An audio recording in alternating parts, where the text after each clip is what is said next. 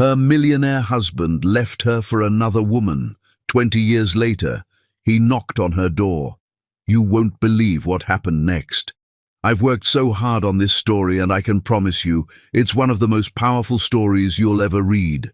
A shocking twist awaits in Chapter 10, and if you stop before finishing, you'll miss the moment that changes everything. Trust me, this one will stay with you. Hi, my beautiful family, let us begin with a prayer.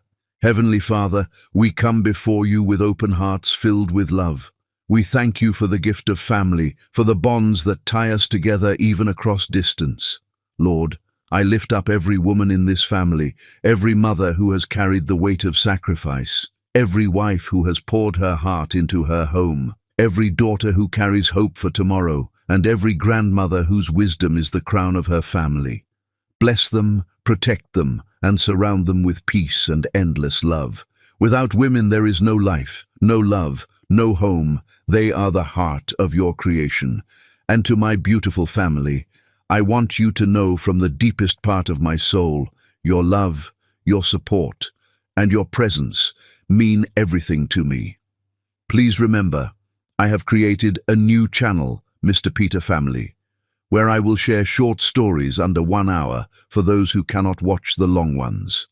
Don't forget to subscribe and join me there. You will find the link in my community post. We are not just a channel. We are a family built on love, prayer, and respect forever. They said a millionaire would never truly love a woman like her. But when Damien Hardin first saw Chelsea Gray, he knew he would burn down the entire world and every gilded cage within it, just to prove them all wrong. The charity gala sparkled with 1,000 diamonds and twice as many well-practiced lies. The air in the grand ballroom of the Metropolitan was a heavy, cloying mixture of expensive French perfume, the floral scent of towering lily arrangements, and the faint, yeasty aroma of vintage champagne. To Damien Hardin, it was the familiar smell of his gilded prison. He stood frozen in the arched doorway, his tuxedo feeling like a straitjacket. He was supposed to be schmoozing, shaking hands, perpetuating the family legacy with a charming smile that never reached his eyes. Instead, his world had narrowed to a single point of light in the overwhelming glare, a sudden anchor in a sea of glittering meaninglessness. Among the sea of society's finest predators dressed as philanthropists, one woman captured his entire soul with a single, unintentional glance. She stood near the silent auction table, a quiet island in a churning ocean of silk and ambition. He watched as she traced the edge of a silver frame with one finger, her focus entirely on the art, completely oblivious to the swirling power dynamics around her. She was like a wildflower blooming in a field of plastic roses, her simple navy dress more elegant in its honest beauty than all the designer gowns that cost more than most people's yearly salaries. Its lines were clean, its fabric humble, yet on her it looked like couture. Her natural grace, the way she held herself with an artist's quiet intensity, made every other woman in the room look like actresses overplaying their roles, desperate for an audience she commanded without even trying. Chelsea Gray had no business being at the Hardin Foundation's annual charity circus. The very air felt foreign to her, a different atmospheric pressure from the world she knew. She felt the weight of hundreds of gazes, appraising, dismissing, and had to consciously stop herself from fidgeting with the simple clutch in her hands. She was there only because Professor Martinez, her mentor at the art college, had practically dragged her, hissing reassurances in her ear. He insisted that someone important, a major patron, wanted to see her paintings, someone who might change the trajectory of her struggling artist's life forever. As a woman juggling 3 jobs to pay for art school, waitressing until 2 a.m., stocking shelves at an art supply store at dawn, and walking dogs in the afternoon, she felt as out of place among the wealthy elite as a sparrow in a cage of golden peacocks. "Excuse me," a voice like warm honey over broken glass said from just behind her, sending a jolt of pure electricity racing down her spine in ways that made no logical sense. The sound was low, intimate, and meant only for her, cutting through the din of the party like a perfectly tuned instrument. These pieces, the raw emotion in them is staggering. Are you the artist behind this extraordinary work? Chelsea turned, her heart lodging itself in her throat. Oh God, he's talking to me. Damien Harden is talking to me. Don't sound like a terrified mouse, Chelsea, just breathe. She found herself drowning in the most beautiful brown eyes she had ever seen. Eyes that belonged to a man so impossibly handsome he should have been illegal in at least 47 states. He was tall and broad-shouldered, wearing a tuxedo that was clearly bespoke, fitting him in a way that spoke of quiet, effortless power. He carried himself with the kind of confident presence that suggested he had never been told no in his entire privileged life. Yet there was something else in his expression, something vulnerable and exposed as he looked at her art, that stopped her heart cold. Genuine wonder, a raw, unguarded admiration, as if her art, the canvases she'd poured her anxieties, her hopes and her loneliness into, had reached directly into his chest and rearranged something vital. Yes, These are mine, she managed, her voice a little shaky but clear. She was suddenly, painfully hyper-aware of everything from her discount dress that she'd bought on final sale, to her nervous, thundering heartbeat, to the faint smudge of Prussian blue paint still embedded under her fingernails from her morning shift. I'm Damien Harden, he said, extending a hand that could have belonged to a pianist or a surgeon. Elegant, strong, with calluses that suggested he actually worked despite his obvious wealth. His grip was warm and firm, a shock of human connection in the cold, sterile room. And these paintings are absolutely devastating. This one. He gestured to a canvas, showing a woman's silhouette against a storm-torn sky, rendered in violent, textured slashes of cerulean and charcoal. The impasto technique you used, it's like the pain has a physical texture. It's not just a picture of a storm, it is the storm. It doesn't just speak to the soul, it grabs you by the throat and forces you to feel things you thought you'd buried deep. Chelsea's world tilted sideways on its axis. This was the Damien Harden, the millionaire heir she'd read about in newspapers, the untouchable prince whose family owned half the city and the other half owed them favors. He was supposed to be arrogant, entitled, surrounded by supermodels, and completely unreachable for someone like her. Instead, he was looking at her paintings like they were religious artifacts, like they contained truths he'd been searching for his entire life. He was seeing the technique, the choices, the soul of the work, not just the surface. You really see that in them, she whispered, her voice barely a breath, a genuine awe in her tone. Most people just comment on the colors or ask if it would match their sofa. A genuine, warm laugh escaped him, and it transformed his handsome face into something breathtakingly real. How could they not see it? He countered, his gaze intense, turning from the canvas to her, truly seeing her for the first time.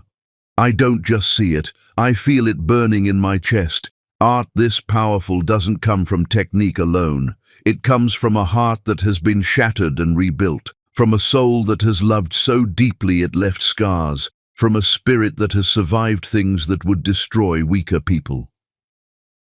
Who are you? Their conversation flowed like music, like poetry, like two instruments finally finding their perfect harmony after years of playing solo. He asked her about her process, her inspiration, the stories behind each piece. She found herself telling him things she'd never told anyone, about the grief that fueled the storm painting, about the flicker of hope in another piece showing a single sprout pushing through cracked pavement. Chelsea forgot about the intimidating crowd, forgot about feeling like an imposter, forgot about everything except the man standing before her who saw her, truly saw her, not as a charity case or a struggling student, but as an artist, a dreamer, a woman worth knowing. Would you have dinner with me tomorrow night? Damien asked, as the evening dissolved into magic around them, his voice carrying a vulnerability that seemed impossible for someone of his stature. "I have to know the woman who creates such beauty. I work tomorrow night. I'm a waitress at Romano's downtown," Chelsea admitted, bracing herself for the moment his interest would evaporate like morning mist for the polite dismissal and the return to his gilded world. Instead, his smile blazed brighter than every chandelier in the ballroom. "Then I will have dinner at Romano's. It's my new favorite restaurant. What time should I make a reservation to fall in love with you over chicken parmesan?" What followed was the most beautiful, determined siege in the history of romance. Damien appeared at Romano's every single night Chelsea worked. He wasn't there for the food. He was there for the stolen moments between her tables, for the 5-minute breaks when they could talk. He claimed table 12 like it was his personal kingdom, always with a book he never opened, his eyes following her every move. He ordered the same chicken parmesan that he probably couldn't even taste, and spent hours talking with Chelsea about art, dreams, and the kind of future that seemed impossible, until suddenly it was the only future that mattered. "This is insane," her roommate Lisa warned her one night as she watched Chelsea carefully apply a touch of mascara before her shift, something she never used to do. "He's Damien Harden. His family owns kingdoms. You serve spaghetti for tips. This fairy tale doesn't have a happy ending for girls like us." But Chelsea was already drowning too deep to hear reason. When Damien looked at her, she didn't feel like a struggling artist juggling 3 jobs and student loans. She felt like the center of the universe, like the answer to questions he'd never known how to ask. When he talked about her art, his eyes blazed with a genuine reverence that fueled her own passion. When he held her hand across that small, checkered tablecloth at Romano's, it felt like coming home to a place that had been waiting for her since the day she was born. The Harden family's reaction was swift and brutal as a winter storm. "Absolutely not," Richard Harden declared during a confrontation that shook the delicate crystal in their estate's cavernous dining room. "You will not humiliate this family by marrying some nobody from the gutter." "Her name is Chelsea Gray," Damien replied with a voice like steel wrapped in silk, his jaw set in the stubborn line that had been getting him in trouble since childhood. "And she's the woman who's going to be my wife, with or without your blessing. I suggest you get used to the idea." "Over our dead bodies," Patricia Harden hissed, her diamond necklace glittering like ice around a throat that had never known want. "We have sacrificed too much, worked too hard, built this family's reputation over generations.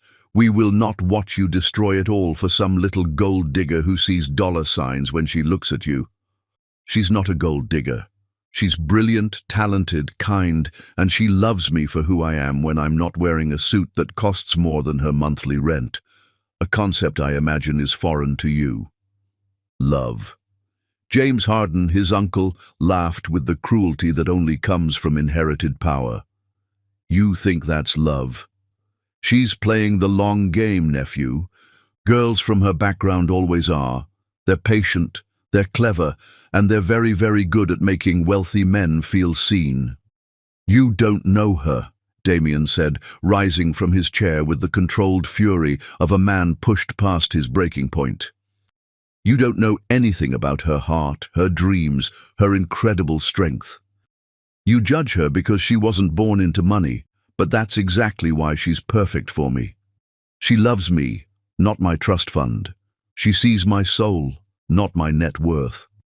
"If you marry that girl," Richard said with the finality of a death sentence, "don't expect this family to clean up the mess when she takes half of everything you own and disappears with someone younger and more exciting." But Damien had already made his choice with the certainty of a man who had finally found his true north. That night, he found Chelsea on the fire escape of her cramped apartment, staring at the city lights through tears that broke his heart into a million sharp pieces. "They hate me," she whispered, as he climbed up to sit beside her on the rusty metal, the city's noise a distant hum. "Your family, your world. Everyone who matters to you, they think I'm some kind of predator trying to trap you. I don't care what they think, Damien said with a ferocity that surprised them both. He took her face in his hands, his touch gentle but firm. Chelsea, look at me. Look into my eyes and see the truth. I have never been more certain of anything in my entire life. You are not trying to trap me. You have set me free from a cage I didn't even know I was living in. Before you, I was just sleepwalking through an existence someone else had designed for me. Now, every moment feels like a gift because I get to spend it choosing you. But they'll never accept me. They'll make our lives a war zone. Then we'll build our own country, he vowed, his voice thick with emotion. We'll create something so beautiful, so strong, so full of real love that their hatred can't even reach us. He pulled a small velvet box from his jacket pocket, and Chelsea's entire world stopped spinning on its axis as he opened it. Marry me, Chelsea Gray. Marry me, and let's prove to every doubter, every critic, every person who said we couldn't work, that real love doesn't just conquer all. It makes everything else irrelevant. The diamond ring caught the distant starlight like captured fire, but it was nothing compared to the light blazing in Damien's eyes as he waited for the answer that would determine both their futures. Yes, she breathed through tears that tasted like joy and terror and the most beautiful kind of madness. Yes, yes, forever and always yes. Their engagement announcement hit society pages like a scandal-wrapped grenade. Headlines screamed, "Millionaire heir to marry unknown waitress," and "Harden fortune at risk as son chooses heart over heritage." Television gossip shows dissected their relationship like vultures picking at roadkill. Society photographers hunted them like prey, and social media exploded with opinions about their doomed romance. The family tried everything short of kidnapping to stop the wedding. Bribes that could have bought small countries, threats that made Chelsea's hands shake, emotional manipulation that would have impressed professional torturers. But Damien stood like an immovable mountain, protecting Chelsea from the storm while planning the wedding that would seal their defiance. On their wedding day, as Chelsea walked down the aisle of the small, sun-drenched church they had chosen instead of the cold cathedral his family demanded, Damien felt his heart stop and restart in a completely new rhythm. She was radiant in her simple white dress, her grandmother's pearl necklace her only jewelry, her smile brighter than every diamond in his mother's collection. "You look like every dream I never dared to have," he whispered when she reached him at the altar, his voice choked with emotion. "And you look like my forever," she replied, her voice steady, despite the tears of pure joy streaming down her face as she placed her hand in his. The pastor's words seemed to echo with prophecy. "Do you, Damien, take Chelsea to be your wife, to love and cherish, in sickness and health, for richer or poorer, forsaking all others till death do you part?" "I do," Damien said, his voice carrying to every corner of the church, a promise and a declaration. "Forever, completely, without reservation, I do." When they kissed as husband and wife, sealing promises that felt more sacred than any contract, the small crowd of friends erupted in celebration. But all Chelsea could hear was the sound of her own heart singing the first notes of forever. Their honeymoon in Paris was pure enchantment. They walked hand in hand along the Seine like lovers in a classic movie, getting lost in the winding streets of Montmartre. They visited art galleries where Damien bought Chelsea's favorite pieces without looking at price tags, simply because he loved the way her eyes lit up when she looked at them. They made love with the desperate, joyous passion of two people who had fought the entire world to be together and had won. "Promise me something," Chelsea said one night as they lay on their hotel balcony, wrapped in a sheet, watching the Eiffel Tower sparkle like a cascade of captured stars. "Anything in this world or the next," Damien replied, his lips brushing her bare shoulder. "Promise me that no matter what anyone says, no matter how hard they try to tear us apart, we'll never let them win. Promise me our love will always be our true north, stronger than their hatred." Damien rolled over to face her, his expression serious and tender in the moonlight that made them both look like marble statues of perfect lovers. "Chelsea Harden, I promise you that nothing and no one will ever come between us. What we have isn't just rare, it's revolutionary. It's the kind of love that changes people, that inspires songs, that proves miracles are real. The whole world can unite against us and they'll fail, because our love isn't just unbreakable, it's unstoppable." "Mrs. Chelsea Harden," she said dreamily, testing her new identity against his lips. "I love how that sounds. Get used to it, beautiful. You're stuck with me for the next 70 years, and even then I'm not letting go." But as they made promises under the Parisian stars, neither of them knew that back home someone was already studying their wedding photos with the calculating eyes of a predator, someone who believed that everything Damien had should rightfully belong to her, and who was willing to wait as long as it took to claim what she considered hers. Chapter 2. Love Conquers All. When Chelsea Harden walked into their dream mansion as a newlywed, she believed she was walking into forever.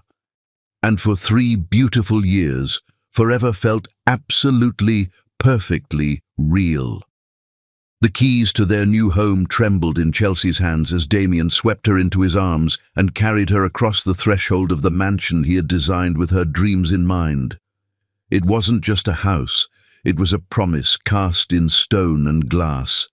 Every room whispered promises of the future they would build together, every detail chosen to make her feel like the queen she was in his eyes, from the north-facing art studio with perfect, consistent light to the garden filled with the wildflowers she loved.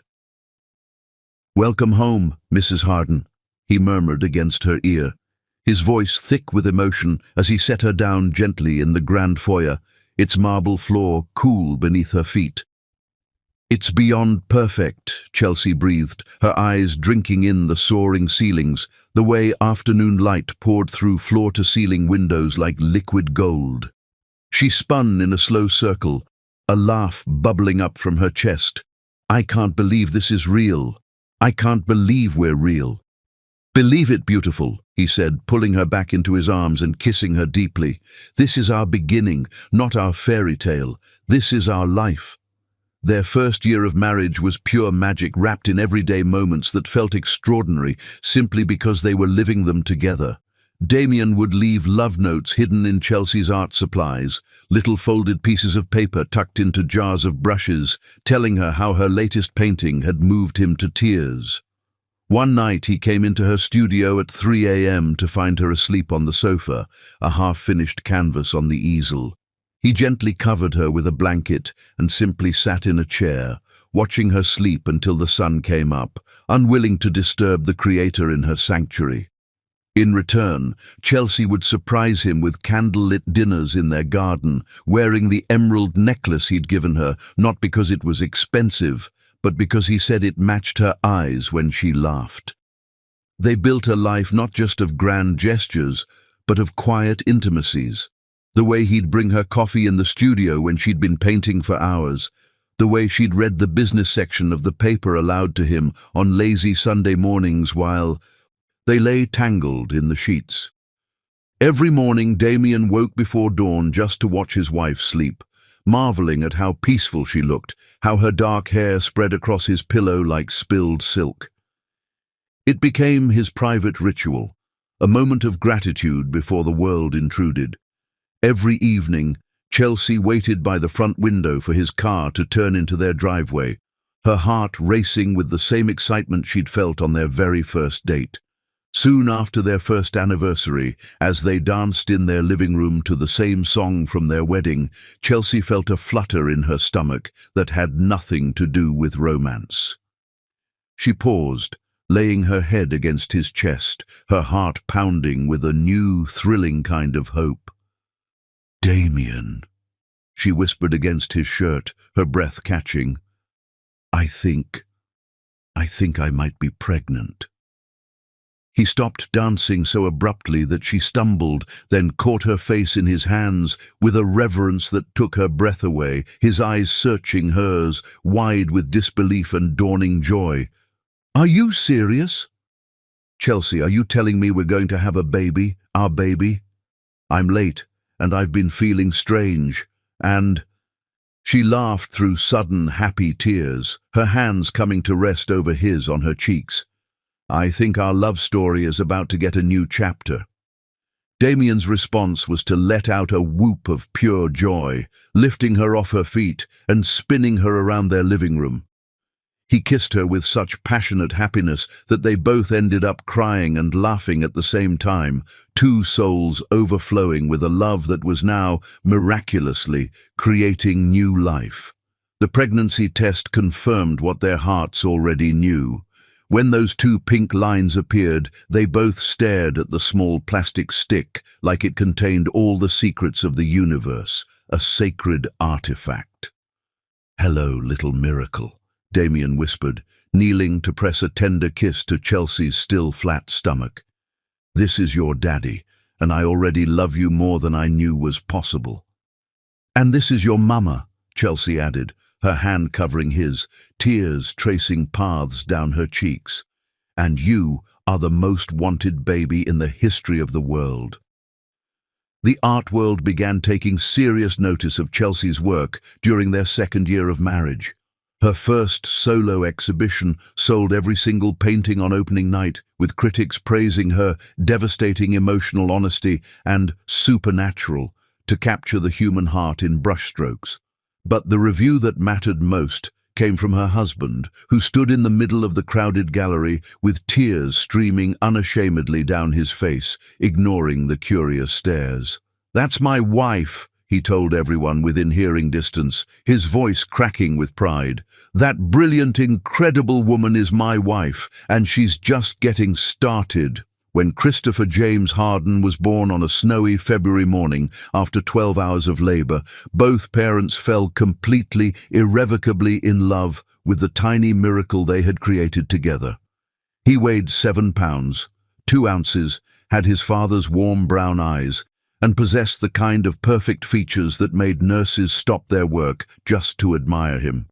"He's absolutely perfect," Chelsea whispered, exhausted but euphoric, cradling their son against her chest while Damien sat beside them on the hospital bed, his finger gently stroking the baby's impossibly soft cheek.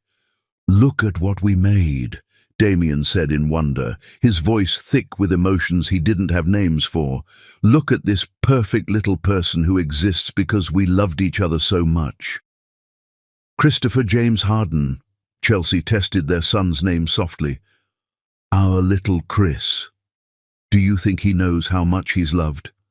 "He'll know every day of his life," Damien promised, his gaze fierce and protective. "He'll never doubt for 1 second that he was wanted, planned for, celebrated before he was even born." Bringing Chris home transformed their mansion from a house into something sacred. The grand, quiet spaces were now filled with coos and laughter. Chelsea would nurse their son in the rocking chair by the nursery window, looking out at the gardens they had planted together, feeling like the most blessed woman who had ever lived. Damien proved to be a natural father, changing diapers at 3 in the morning without complaint, walking the floors with a fussy Chris slung over his shoulder, singing off-key lullabies in his deep voice that seemed to calm their son instantly. "I never knew I could love anything this much," he confessed one night as they stood together, watching Chris sleep in his crib, the moonlight striping the floor. "Now you know how I feel about you," Chelsea replied, taking his hand. "And now you know how I feel about both of you." When Chris was 18 months old and toddling around their home like he owned it, they began talking about expanding their family. Not because Chris wasn't enough, but because their love felt infinite, capable of embracing as many children as they were blessed to have. "I want a house full of babies, full of laughter and tiny fingerprints on the windows," Chelsea admitted, as they watched Chris play with his building blocks on their living room carpet. "Then a house full of babies we'll have," Damien agreed without hesitation, his eyes alight with the same dream. As many as you want, whenever you're ready. I'm ready now, she said, surprising herself with the certainty in her voice. Their second pregnancy happened quickly, as if the universe approved of their decision. Derek William Harden was born on a beautiful spring morning when Chris was 2 years old and the cherry blossoms in their garden were in full bloom. If Chris had been a miracle, Derek was proof that miracles could happen twice. He had Chelsea's delicate features, Damien's stubborn chin, and a sunny disposition that made everyone who met him fall in love instantly. 2 sons, Damien said, his voice heavy with emotion as he held his newest child, marveling at the tiny, perfect fingers wrapped around his own. 2 perfect, beautiful sons. How did I get so lucky? Our family is growing, Chelsea said happily, watching 2-year-old Chris try to gently pat his baby brother's head.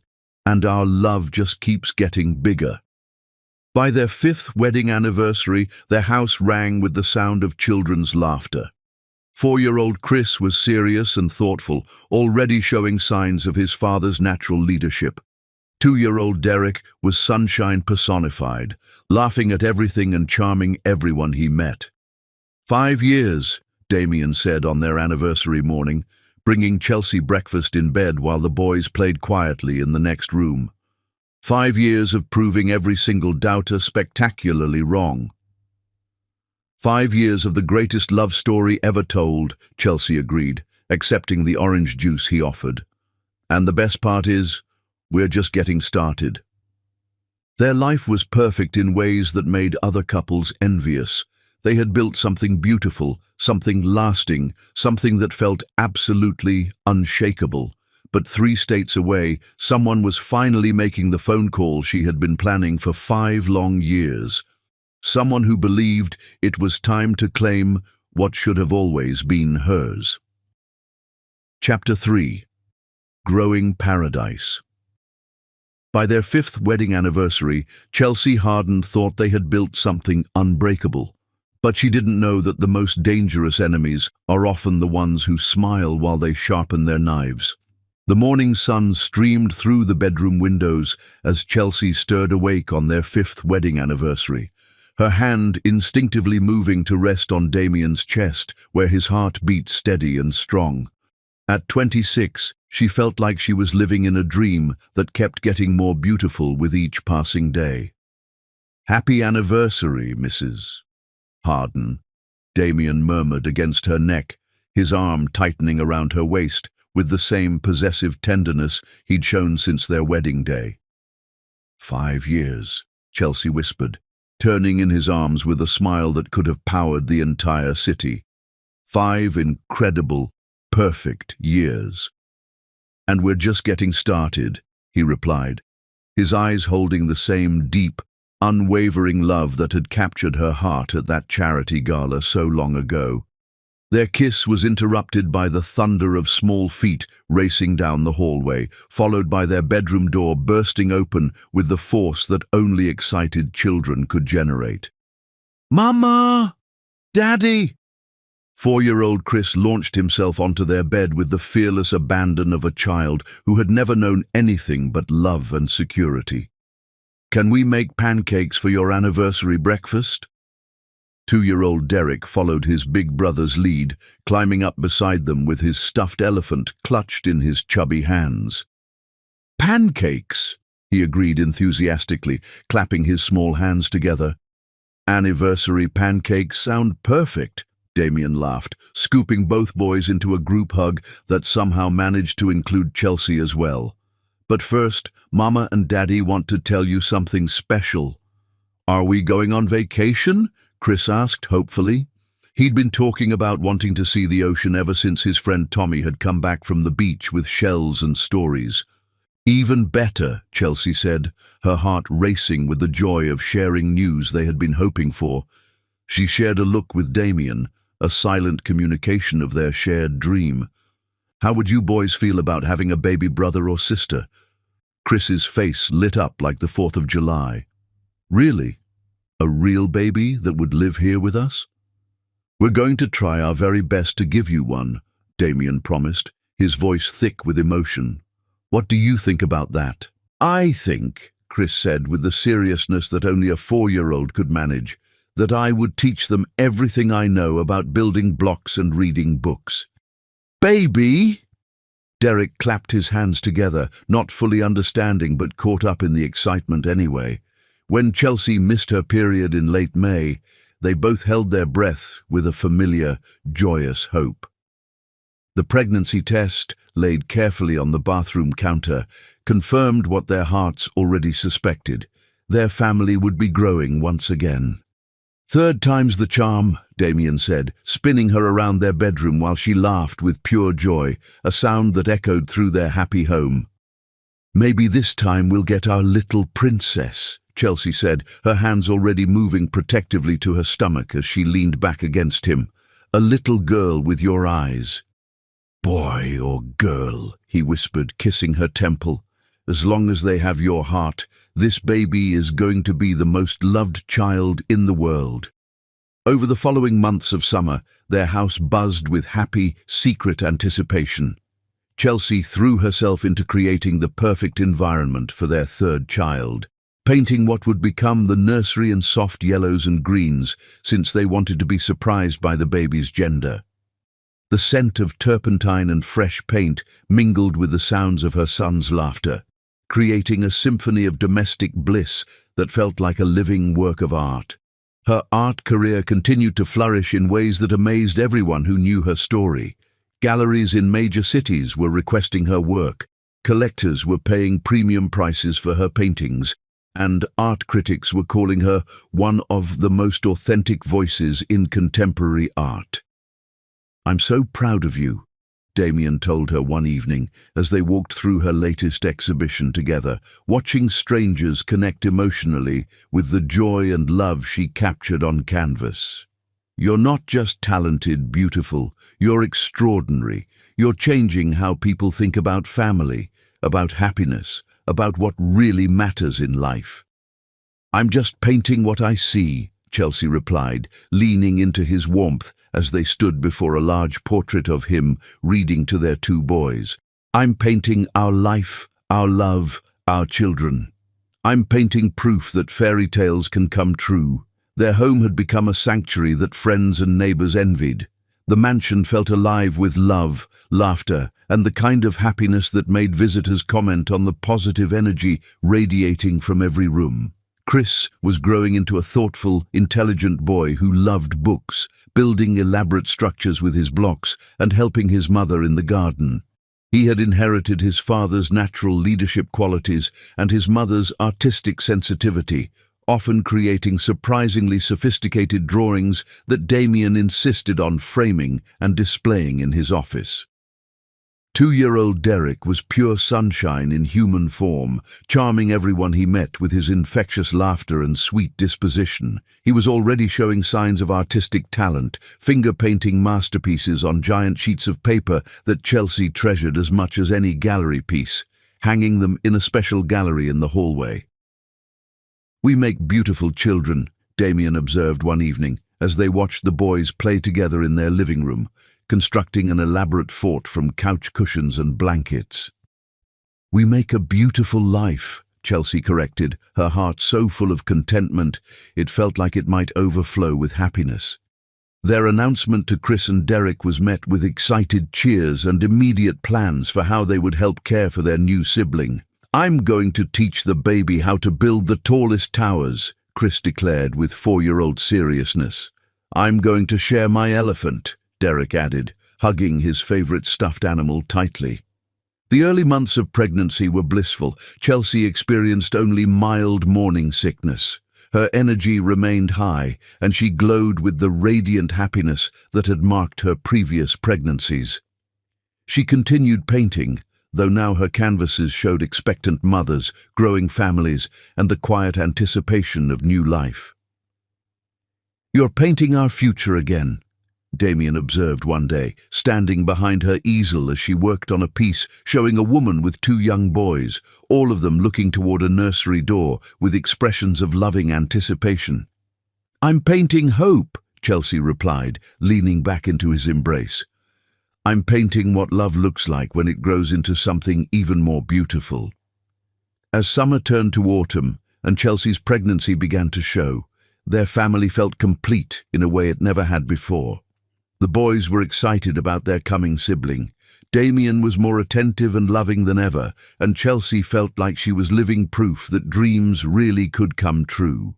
But as they planned for their growing family and celebrated 5 years of marriage that had overcome every obstacle, neither of them knew that the storm was already brewing. Someone had been watching their happiness for 5 long years, growing more resentful with each glimpse of their joy. Someone who believed that everything Damien had should rightfully belong to her. Someone who was about to make a phone call that would begin the systematic destruction of everything they had built together, and that phone call was coming tomorrow. Chapter 4. The Serpent's Arrival. Evil rarely announces itself with fanfare. It usually arrives with a smile, designer luggage, and a perfectly crafted story about needing help. The black sedan pulled into the circular driveway of the Harden mansion on a crisp September morning, its tires crunching softly on the gravel. Chelsea felt an inexplicable chill run down her spine as she watched from the living room window. At 3 months pregnant, her maternal instincts had become razor-sharp, and something about this moment felt wrong in ways she couldn't articulate, like a single, discordant note in a perfect symphony. She was folding tiny baby clothes, the soft cotton a comfort in her hands, while 4-year-old Chris built elaborate towers with his blocks, and 2-year-old Derek helped by occasionally knocking them down with gleeful laughter. The domestic scene was perfect, peaceful, exactly the kind of moment she would paint if she wanted to capture pure happiness on canvas. "She's here," Damien called from the foyer, and Chelsea heard genuine excitement in his voice, the kind of enthusiasm he usually reserved for family moments or business victories. "Sabrina's finally here." Chelsea forced herself to smile as she stood, one hand instinctively moving to her still small bump where their 3rd child grew, as if sensing her tension. When Damien had told her about his cousin's phone call, the sob story of a bad breakup, a need for a fresh start, a plea to stay for just a little while, his immediate instinct to help family was something she had always loved about him. She had tried to feel welcoming, but something about the timing felt calculated, suspicious in ways that made her protective instincts scream warnings. "Just be yourself, beautiful," Damien had assured her the night before when she'd voiced her concerns. "Sabrina will love you once she gets to know you. Family is family, and she's been through a rough time." But as Sabrina Monroe stepped through their front door like she was walking onto a movie set, Chelsea's every instinct told her this was not family. This was an invasion. Sabrina was breathtaking in the way that magazine covers and red carpets demanded, tall, willowy, with platinum blonde hair that caught the light like spun gold and green eyes that seemed to catalogue and evaluate everything at once. Her designer clothes, a chic trench coat over a silk blouse, fit like they'd been painted on. Her makeup was flawless despite hours of travel, and she moved with the fluid confidence of someone who had never been denied anything she wanted. "Damien!" she exclaimed, her voice a cultivated purr as she launched herself into his arms with the familiarity of shared blood and childhood memories. "Look at you!" Still as devastatingly handsome as ever, just like I always remembered. "Sabrina, you look incredible," Damien replied warmly, hugging his cousin with a genuine affection that made Chelsea's stomach twist uncomfortably. "You haven't aged a day since I last saw you." "Flatterer," Sabrina laughed, but her eyes were already moving past Damien to take inventory of everything around her, the expensive art on the walls, the designer furniture, the obvious wealth that surrounded them like armor. Her gaze was sharp, appraising. "Chelsea, come meet Sabrina," Damien said, beckoning his wife forward with a pride that usually made her heart sing but now felt strangely hollow. Chelsea approached slowly, her slight pregnancy bump making her feel vulnerable and somehow matronly compared to Sabrina's elegant, predatory perfection. It's so nice to finally meet you, Sabrina. Damien has told me wonderful stories about your childhood together. Sabrina's green eyes swept over Chelsea with the precision of a medical scanner, taking in everything from her simple maternity dress to her barely there bump to the children's toys scattered across the expensive Persian rug. Her smile was magazine perfect, but it held all the warmth of winter moonlight.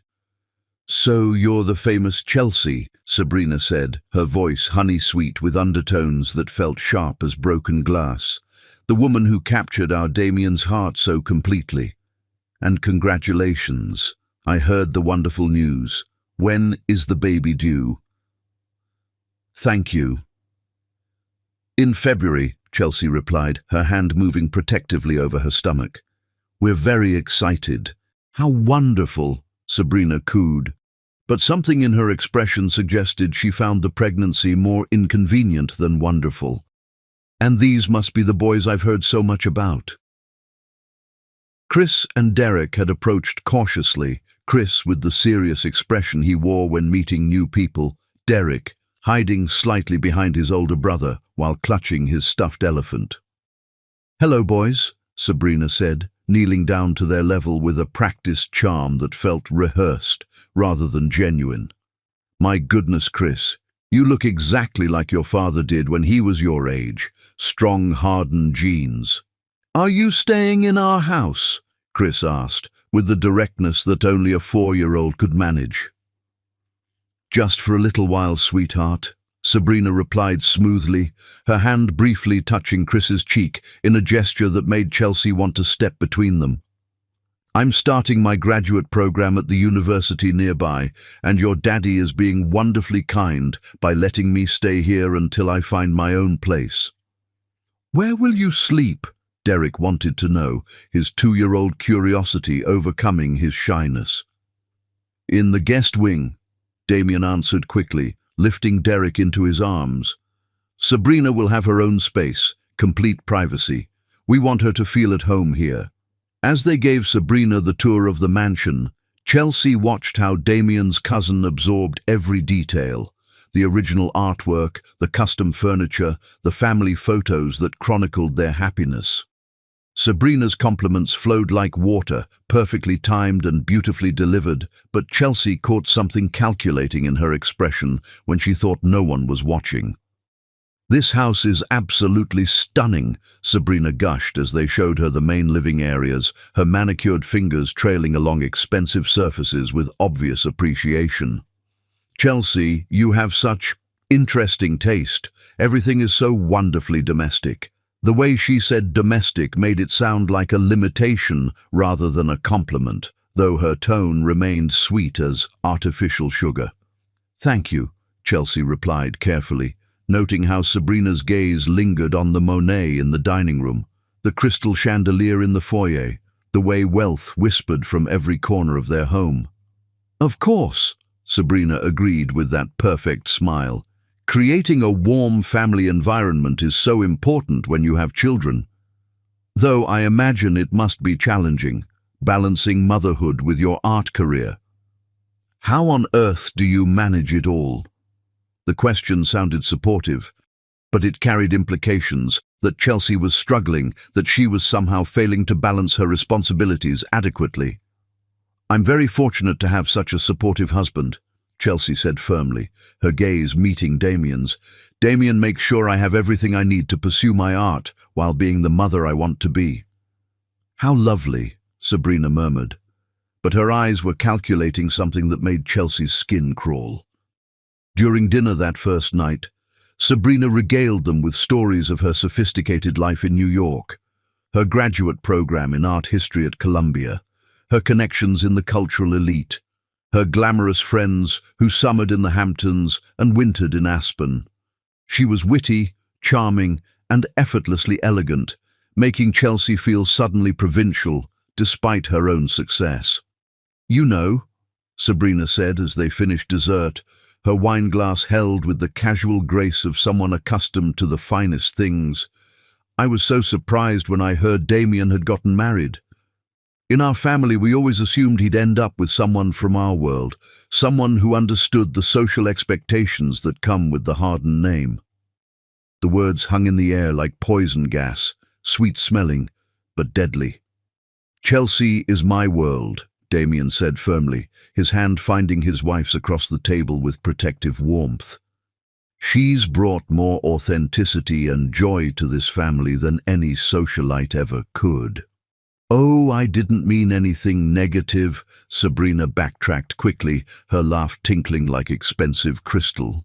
"I just meant that it must have been quite an adjustment for you, Chelsea, coming from such a different background. It takes a special kind of woman to adapt to this lifestyle so successfully." Each word was a small knife, perfectly sharpened and precisely placed.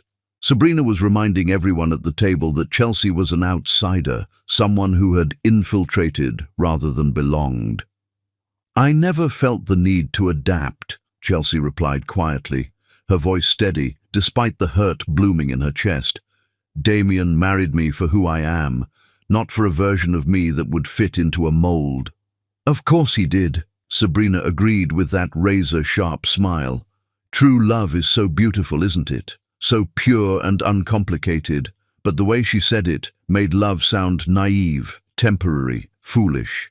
Over the following days, Sabrina settled into their home with disturbing ease, like a parasite that had found the perfect host.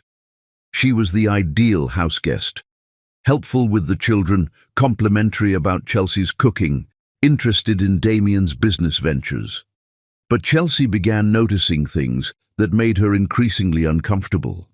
Sabrina had a gift for inserting herself into family moments with surgical precision. When Chelsea was reading bedtime stories to the boys, Sabrina would appear with suggestions for more educational books from her curriculum. When Chelsea was working on her art, Sabrina would make subtle comments about more contemporary techniques she'd studied. "I hope you don't mind me making suggestions," Sabrina would say with false humility. "I've just been exposed to so many different approaches through my graduate work, and I hate to see someone struggle when I might be able to help." The problem was, Chelsea hadn't been struggling, but Sabrina's constant, helpful suggestions made her doubt herself in ways that felt toxic and undermining. Worse still, Sabrina had begun having long, private conversations with Damien about business matters, family issues, topics that Chelsea supposedly lacked the background knowledge to contribute to. Chelsea would find them in Damien's study, heads bent over financial reports, talking in voices that stopped abruptly when she entered the room. "Just boring family trust issues," Damien would explain. "Sabrina's helping me navigate some legal matters." "I don't want to burden you with all this tedious business nonsense," Sabrina would add apologetically, but her eyes would sparkle with satisfaction at being included in matters that excluded Chelsea. 2 weeks into Sabrina's stay, Chelsea began experiencing complications with her pregnancy. Nothing serious, her doctor assured her, but enough to require reduced stress. Instead of the loving care she expected from her husband, she found herself increasingly isolated while Sabrina stepped in to help with household management. "Don't worry about anything," Sabrina told her with false concern, bringing her a tray in bed. "I'll make sure everything runs smoothly while you rest. The boys adore me, and Damien needs someone who understands the pressures he's under." As Chelsea rested, listening to Sabrina's laughter echoing through the house that had once been her sanctuary, she realized with growing horror that she was being systematically replaced in her own life. And the most terrifying part was that her husband seemed grateful for Sabrina's presence rather than protective of his wife's position in their family. Chapter 5. The Poison Spreads. It took 4 months for Sabrina to plant enough poison in Damien's mind to make him question everything he had once believed about love, and one devastating dinner party to show Chelsea exactly how much power a manipulative woman could wield. The invitation arrived on cream-colored paper with embossed gold lettering addressed to Mr. and Mrs. Damien Harden in elegant script that made Chelsea's hands shake as she read it. It was early January, and after 5 years of complete, deafening silence, Patricia Harden was suddenly inviting them to her annual winter charity gala. "Damien!" Chelsea called, her 8-month pregnant belly making it difficult to move quickly as she searched for her husband. She found him in his study with Sabrina, their heads bent close together over legal documents that had somehow become their daily ritual. The scene had become painfully familiar. "Look at this," Chelsea said breathlessly, holding up the invitation while trying to ignore how intimate their positioning looked, how quickly they shifted apart when she entered. "Your Aunt Patricia invited us to her charity gala. After 5 years of nothing, they want us there." Damien looked up from his papers, and Chelsea was struck by how different his expression seemed lately, more distant, more analytical, as if he were constantly measuring her against some invisible standard and finding her lacking. "That's wonderful news," he said, but his voice held none of the excitement she had expected. "Sabrina's been working on rebuilding relationships between me and the family. It looks like her diplomatic efforts are finally paying off. I told them you'd both matured considerably since the wedding," Sabrina added, with that perfect smile that never seemed to reach her calculating eyes. "Especially you, Chelsea. I mentioned how much you've grown as a wife and mother, how you're finally learning to understand the responsibilities that come with the Harden name." The words hit Chelsea like carefully aimed arrows. Finally learning implied she had been ignorant before, that she was still a work in progress rather than a woman who had successfully managed their household and family for 5 years. "What should I wear?" Chelsea asked, trying to push down her hurt feelings while Damien nodded approvingly at Sabrina's comments, seemingly oblivious to the insult. "Something appropriate for your condition," Damien replied absently, already turning back to his papers. "Sabrina understands what's expected at these family events. She can help you choose something suitable." Chelsea felt like she'd been slapped. Since when did she need help choosing her own clothes? Since when did Damien think she didn't understand how to dress appropriately? But Sabrina was already standing, her face bright with a helpful enthusiasm that felt more threatening than supportive. "I'd absolutely love to help," Sabrina said sweetly. "Shopping for formal maternity wear can be so challenging. We'll find you something that's both elegant and practical." The shopping expedition was a masterclass in psychological warfare disguised as female bonding. Sabrina guided Chelsea to expensive but stuffy boutiques that specialized in mature fashion for established mothers, steering her away from anything that might be considered youthful, fashionable, or attention-grabbing. "At this stage of pregnancy, comfort should be your priority," Sabrina explained, as she held up a shapeless black dress that would have been appropriate for someone attending a funeral. "With the baby due in just a few weeks, you want to look dignified and maternal, not like you're trying to compete with younger women." "Compete?" Chelsea repeated, confused by the implication. "Well, you know how these family events can be. Lots of beautiful young socialites who love to make pregnant wives feel less attractive. Better to project confidence and maturity than try to keep up with girls who don't have your responsibilities." Every dress Sabrina suggested was designed to hide Chelsea's figure, minimize her youth, and project an image of matronly respectability. When Chelsea tried on a beautiful emerald maternity gown that complemented her eyes and showed her pregnancy as the beautiful thing it was, Sabrina shook her head with apparent concern. "It's lovely, but perhaps a bit too attention-seeking. You don't want to give the impression that you're trying to upstage other guests. Family events are about showing respect and understanding your place." Chelsea, worn down and already feeling insecure, found herself agreeing to a dress she hated, a conservative navy creation that made her look older, tired, and completely forgettable. As they left the boutique, she caught sight of herself in a mirror and barely recognized the dowdy woman staring back at her. The night of the charity gala, Chelsea stood in their bedroom feeling like she was wearing a costume designed to erase her identity. The navy dress hung loose and unflattering. Her hair was pulled back in a severe style that Sabrina had insisted was more sophisticated for mothers, and her makeup was so understated she looked washed out under their bathroom lights. "You look perfectly appropriate," Sabrina said approvingly as she entered wearing a stunning backless red dress that hugged her curves and made her look like she belonged on the cover of Vogue. Very dignified for a family gathering. When Damien appeared in his tuxedo, looking devastatingly handsome, Chelsea waited for his usual compliments. For a spark of the man who used to tell her she was the most beautiful woman in any room. Instead, he barely glanced at her before checking his Rolex with obvious impatience. "Are we ready? We don't want to be late for Patricia's event." At the gala, Chelsea's worst nightmares materialized with surgical precision. The moment they walked into the ballroom, she understood she had been set up like a lamb led to slaughter.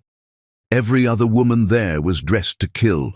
Gorgeous gowns, sparkling jewelry, perfect hair and makeup that screamed confidence and belonging. Chelsea looked like a dowdy chaperone who had wandered into the wrong party. "Chelsea, darling!" Patricia Harden approached with arms extended and a smile sharp enough to cut glass. "How absolutely wonderful that you could join us tonight. You look so practical." The word practical was delivered like a diagnosis of terminal boredom, and Chelsea felt her cheeks burn with humiliation as every eye in their vicinity catalogued her fashion failures with barely concealed amusement. "Patricia, thank you so much for including us," Chelsea managed, trying to summon whatever dignity remained to her. "Well, Sabrina convinced us that you'd outgrown your unconventional phase," Patricia continued, her voice carrying clearly to nearby guests who pretended to examine their champagne while listening intently. "She assured us you'd learn to appreciate the importance of family traditions and appropriate behavior."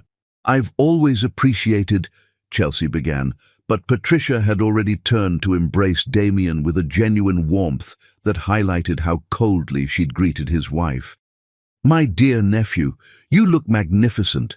Success suits you beautifully. And Sabrina, my goodness, you are absolutely stunning. That dress is perfection itself." Chelsea watched as Damien's family surrounded him with affection while she stood alone, an island of navy blue in a sea of sparkle, feeling invisible and unwanted in her own husband's world. When she tried to join conversations, topics immediately shifted to people she'd never met, places she'd never been, experiences that excluded her by design. "Remember the summer we spent in Martha's Vineyard?" someone would say, and suddenly everyone was reminiscing about exclusive vacations and private clubs, while Chelsea smiled politely and contributed nothing because she had nothing to contribute. The cruelest blow came during dinner. Chelsea found herself seated at the far end of the table, separated from her husband by a dozen other guests, while Sabrina was placed directly to Damien's right in the position traditionally reserved for the guest of honor. "Damien, we've missed you terribly at family gatherings," Patricia announced loudly enough for the entire table to hear and judge. "It's so wonderful to have you back where you truly belong, with people who understand your potential." "I've missed this too," Damien replied, and Chelsea felt something cold and final settle in her stomach at the genuine warmth in his voice. "I'd forgotten how good it feels to be around family who shares my values." "Perhaps now that you've established your household, you'll make more time for the people who've loved you since birth," Patricia continued, her eyes flicking toward Chelsea with barely concealed disdain. "Blood family should always come first, don't you agree?" "Absolutely," Damien said, raising his wineglass in a toast that felt like a betrayal. "To family loyalty." As the table echoed the toast, Chelsea sat frozen, a hand on her pregnant belly, watching her husband pledge allegiance to people who had spent 5 years trying to destroy their marriage. When had she and their children stopped being his real family? When had these people who had rejected him for marrying her suddenly become more important than the wife carrying his child? And across the table, Sabrina raised her glass, her green eyes meeting Chelsea's over the rim with a triumphant, venomous smile that promised this was only the beginning of Chelsea's humiliation, because the real destruction hadn't even started yet. Chapter 6. Birth and Betrayal. The moment Chelsea realized her marriage was truly over, she was holding her newborn daughter in a hospital room while her husband stood in the hallway choosing another woman over his family. The contractions started at dawn on a frozen February morning, exactly when the doctor had predicted and just 2 weeks before their 6th wedding anniversary. The pain was a sharp, insistent clenching deep in her back. Chelsea had been restless all night, her body preparing for the miracle she had been anticipating for 9 months, but when the first real wave of pain gripped her, she knew this would be the day their daughter would be born. "Damien," she called softly, shaking her husband's shoulder as another contraction built like a storm inside her body. "Damien, wake up! The baby's coming. We need to go to the hospital now." But instead of the excited rush to action she remembered from Chris and Derek's births, the memory of which now felt like a scene from a different life, Damien groaned and looked at his bedside clock with obvious annoyance. "Are you absolutely certain? It's barely 5 in the morning and you had false alarms last week." "This isn't false," Chelsea gasped, gripping his hand as pain radiated through her entire body, a pain so intense it stole her breath. "Our baby is coming today." It was Sabrina who appeared in their doorway like a perfectly groomed guardian angel, despite the early hour looking camera-ready in silk pajamas that probably cost more than most people's monthly salary. "Is everything all right?" she asked, with the kind of calm competence that made Chelsea feel hysterical by comparison. "I heard voices and thought someone might need help." "Chelsea thinks she's in labor," Damien said, his tone suggesting this was more inconvenience than miracle, an interruption to his schedule. "How exciting!" Sabrina exclaimed, but her enthusiasm felt rehearsed rather than genuine. She glided into the room. "Don't worry, I can help. I've been through this with several friends, and sometimes these late pregnancy contractions aren't actually the beginning of labor." But Chelsea knew her body, knew the difference between practice contractions and the real thing, knew that her 3rd child was determined to be born today, regardless of anyone else's schedule or preferences. The drive to the hospital was a nightmare wrapped in small talk. Sabrina insisted on coming along to help, sitting in the front passenger seat, chatting to Damien, while Chelsea labored in the back, trying to breathe through contractions that were coming faster and harder than they had with either of her sons. "This baby certainly has a sense of timing," Sabrina chatted brightly as Damien drove with maddening caution. "Though I suppose 3rd babies often come quickly. You'll probably barely make it to the hospital before she arrives." "She?" Chelsea panted between contractions. "Oh, just a feeling I have. Call it intuition." Sabrina smiled at her in the rearview mirror, a smile that felt less like a prediction and more like a claim. At the hospital, everything happened with brutal efficiency. Chelsea was wheeled into a delivery room while Damien handled paperwork and Sabrina made phone calls to notify the family of the blessed event. But as Chelsea's labor intensified, her husband seemed more concerned with managing logistics than supporting his wife through the birth of their child.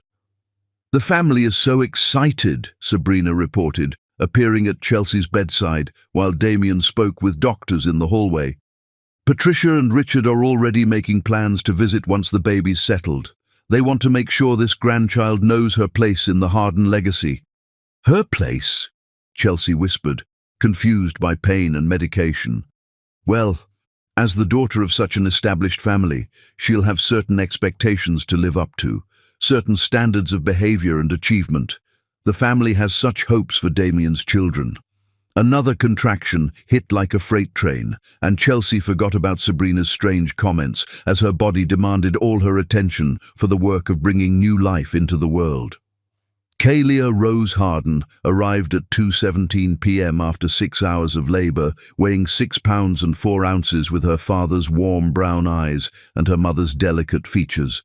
She was perfect in every way that mattered, a tiny miracle with rosebud lips and fingers so small they seemed impossible.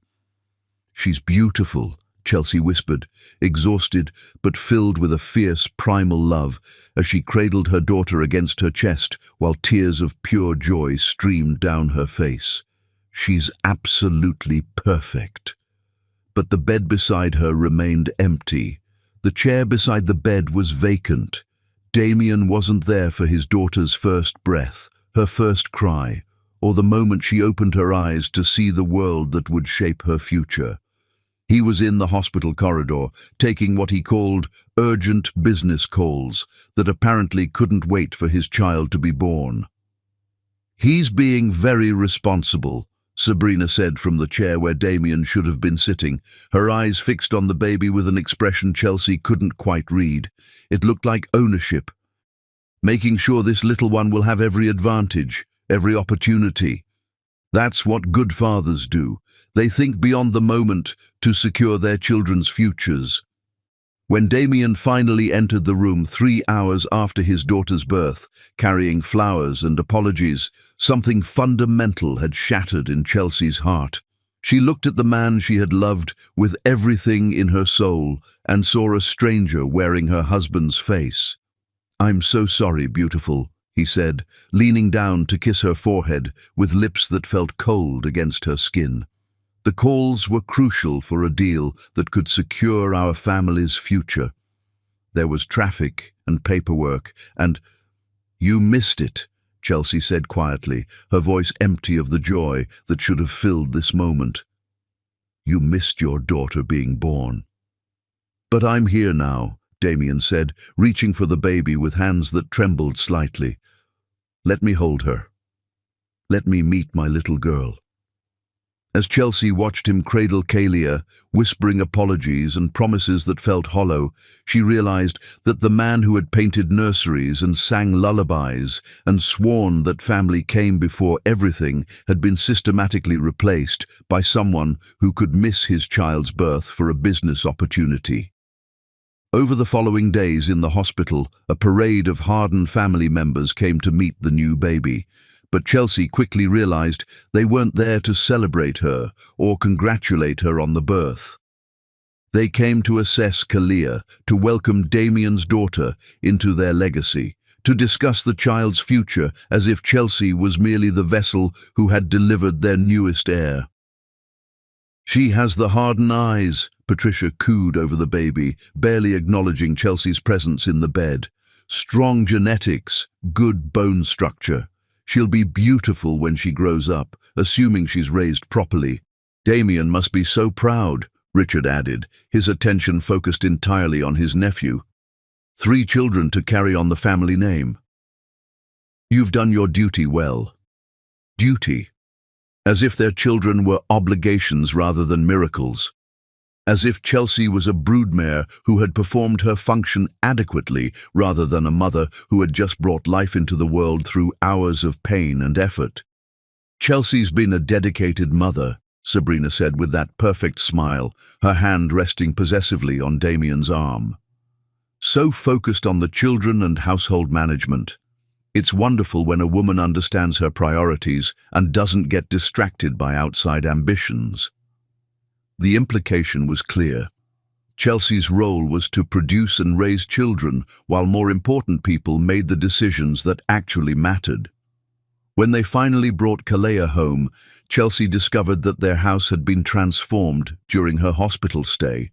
Sabrina had helped by reorganizing everything according to what she called more efficient systems for a growing family. Chelsea's art studio, her sanctuary, had been converted into additional office space for family business. Her paintings, her easels, her supplies, all had been moved to a small, cramped room upstairs that Sabrina referred to as a hobby corner. The nursery had been redecorated with colors and themes that Sabrina considered more appropriate for a hardened daughter. "I hope you don't mind the changes," Sabrina said sweetly, as Chelsea stood in the doorway of what used to be her creative soul. "I thought it would be easier for you to focus on the baby without all these art materials creating clutter and distraction." "This was my studio," Chelsea said quietly, her arms tightening around newborn Kalia. "Of course, and you can still paint upstairs whenever you have free time. It's just more practical this way, with 3 children needing so much attention. You understand."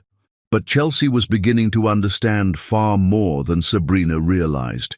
She was being systematically erased from her own life, her own home, her own marriage. Her art was being dismissed as a hobby, her role reduced to that of nursemaid and housekeeper, while Sabrina positioned herself as Damien's true partner in all matters of importance. The breaking point came 2 weeks after Kalea's birth. Chelsea was nursing the baby in her relocated hobby corner when she heard voices from the main floor. Damien, Sabrina, and several members of his family engaged in what sounded like a business meeting. "The question," Patricia's voice carried clearly up the stairs, "is whether Damien is ready to make the changes necessary to fulfill his potential and secure his children's futures. I believe he's finally starting to understand what truly matters," Sabrina replied with a confidence that made Chelsea's blood run cold. "It's taken time, but he's beginning to see that some choices made in youth might not serve him well in maturity." "Marriage is complicated," Richard's voice added, "especially when people marry for passion rather than compatibility. Sometimes wisdom means recognizing when a situation has outlived its usefulness." "The children deserve the best possible future," Patricia continued, "and that means parents who can provide not just love, but connections, opportunities, the right social environment for their development." Chelsea's heart stopped as she realized what she was hearing. They weren't discussing abstract business decisions. They were planning the end of her marriage and the future of her children as if she had no voice in either. "What exactly are you suggesting?" Damien's voice was quiet, uncertain. "We're suggesting that you consider what would be best for everyone involved," Patricia said gently. "You're still young, Damien. You have decades ahead of you to build the kind of life that would honor your family legacy and provide optimal opportunities for your children." "Sometimes," Sabrina added with a false kindness that made Chelsea want to scream, "the most loving thing parents can do is make difficult decisions for their children's long-term benefit." As Chelsea sat in her diminished corner, holding her 2-week-old daughter while listening to her husband's family plan their destruction, she finally understood the true scope of Sabrina's campaign. This wasn't just about seducing Damien, it was about replacing Chelsea entirely, taking her children, her home, her entire life, and presenting it all to Damien as a superior alternative to what they had built together. And the most devastating part was hearing the uncertainty in her husband's voice, knowing that the man who had once promised nothing could tear them apart was actually considering letting them do exactly that. Chapter 7. Darkness and Discovery. The day Chelsea Gray Harden was thrown out of paradise with 3 children and nothing but the clothes on their backs was the day she discovered that sometimes the end of everything is actually the beginning of who you were always meant to become. The divorce papers arrived on a Tuesday morning in March, delivered by a lawyer in a crisp suit who couldn't meet Chelsea's eyes as he handed her the documents that would legally end 6 years of marriage. She was feeding 6-week-old Kalia in the kitchen while Chris and Derek ate their breakfast, the domestic scene so normal, so full of life, that the legal papers felt like props from someone else's nightmare. "Mrs. Harden," the lawyer said quietly, his gaze fixed somewhere over her shoulder, "I'm required to inform you that you have 30 days to vacate the premises. Mr. Harden has also frozen all joint accounts pending the settlement negotiations." Chelsea stared at the thick stack of papers with hands that shook so violently she could barely hold them. Vacate? This is my home. This is my children's home. According to the filing, the house was purchased prior to marriage and remains Mr. Harden's sole property. There are also allegations about your fitness as a mother that will need to be addressed in family court. The words hit her like physical blows. Allegations about her fitness as a mother. After 6 years of devoted parenting, after sacrificing her own dreams to create the perfect family environment, after nursing her children through fevers and comforting them after nightmares, someone was questioning her ability to care for them. "What allegations?" she whispered, but the lawyer was already backing toward the door as if her desperation might be contagious. "You'll need to discuss that with your own legal representation, ma'am." "I'm sorry." After he left, the silence in the kitchen was deafening. Chelsea sat at the table, the papers spread before her, and read the complaint with growing horror. The woman described in these pages was a stranger, a gold digger, a social climber, a mother whose artistic pretensions interfered with her children's proper upbringing and whose postpartum instability made her a danger to their welfare. Every beautiful thing about their marriage had been twisted into evidence of her inadequacy, every moment of happiness reframed as her manipulation or failure. "Mama, why are you crying?" 4-year-old Chris appeared at her side, his serious brown eyes, so like his father's, filled with a concern that broke her heart into even smaller pieces. "Did someone hurt you?" "No, sweetheart," Chelsea lied, pulling him close while trying to shield the legal papers from his view. "Mama just needs to figure some things out. Where's Derek?" "Playing with his blocks in the living room." "Mama, is Daddy coming home today?" The innocent question was a knife to her chest. Damien had been staying at the office for the past 2 weeks, claiming that work demands required him to sleep in the executive suite. But Chelsea knew he was avoiding her, avoiding the conversation that would force him to look her in the eye while he destroyed their family. "I don't know, baby. Why don't you go play with Derek while Mama makes some phone calls?"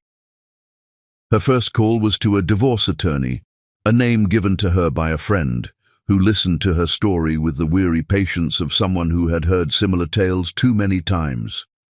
"Mrs. Harden, I'll be honest with you," the attorney said. "Your husband has significant advantages in this situation. He has superior legal representation, established financial resources, and what appears to be family support for his position. If he's willing to make character attacks against your parenting, this could become very ugly very quickly." "But I'm a good mother. I've devoted my entire life to my children." "I believe you. But family court isn't always about truth. Sometimes it's about who can present the most compelling narrative, and wealthy men with powerful families often have resources that struggling mothers simply can't match." The second call was to her bank, where she discovered that Damien had indeed frozen all their accounts. The woman who had helped them open their joint savings account 6 years earlier spoke in hushed tones of embarrassment. "I'm so sorry, Mrs.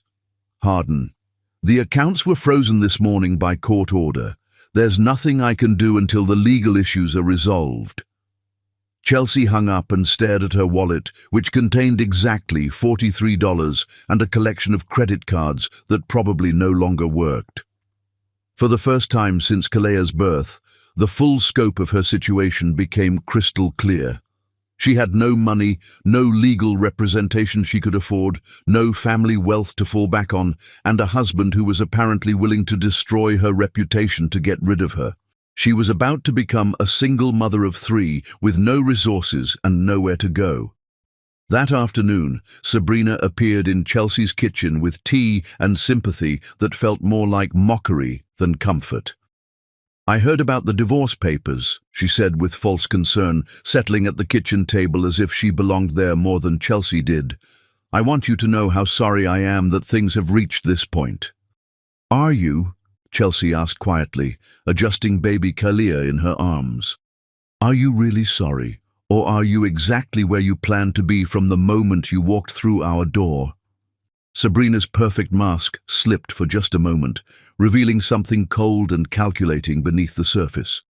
"I understand you're upset, but this situation isn't anyone's fault. Sometimes marriages simply run their course. 6 months ago, my marriage was perfect. My husband loved me, my children were happy, and our family was unbreakable. Then you arrived. Chelsea, I think your pregnancy hormones might be affecting your judgment. Perhaps it would be better if you focused on what's best for the children, rather than trying to blame others for problems that already existed." The dismissal was expertly delivered, suggesting that Chelsea was hormonally unstable while positioning Sabrina as the rational adult concerned for the children's welfare. "What's best for my children is staying with their mother in their home." "Is it, though?" Sabrina's voice became gentle, almost therapeutic. "The children have been so stressed by the tension in this house. Chris has been having nightmares. Derek has been clingy and anxious. Maybe they need stability more than they need things to stay the same." The words were poison wrapped in concern.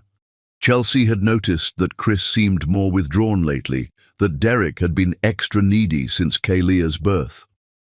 But she had attributed it to normal sibling adjustment, not to some fundamental instability in their home environment. "Where would we go?" Chelsea asked, hating herself for even considering the question.